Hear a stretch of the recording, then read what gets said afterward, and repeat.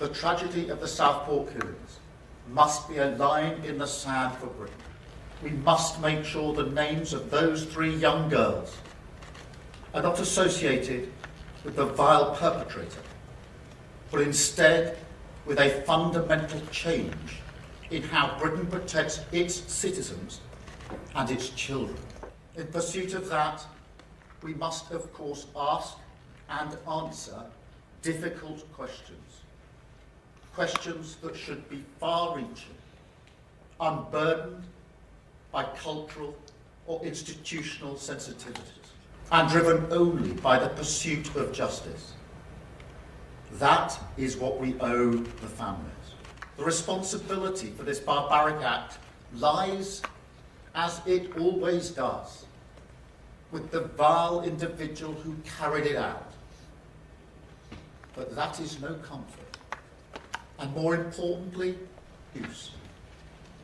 And so, as part of the inquiry launched by the Home Secretary yesterday, I will not let any institution of the state deflect from their failure. Failure which, in this case, frankly, leaps off the page.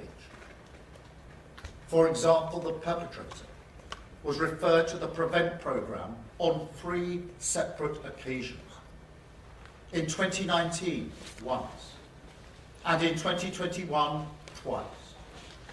Yet on each of these occasions, a judgment was made that he did not meet the threshold for intervention, a judgment that was clearly wrong and which failed those families.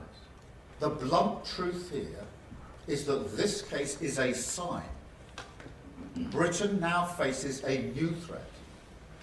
Terrorism has changed. In the past, the predominant threat was highly organised groups with clear political intent, groups like Al-Qaeda.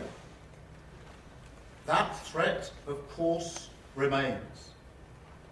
But now, alongside that, we also see acts of extreme violence perpetrated by loners, misfits, young men in their bedroom, accessing all manner of material online, desperate for notoriety.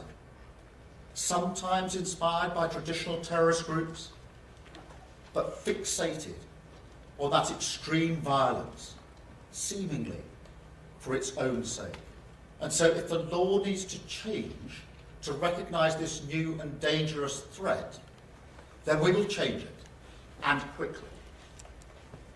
And we will also review our entire counter-extremist system to make sure we have what we need to defeat it. Now, that work is already underway. I've tasked Sir David Anderson KC, the new independent PREVENT Commissioner, to hold this system to account, to shine a light into its darkest corners, so the British people can have confidence that action will follow words.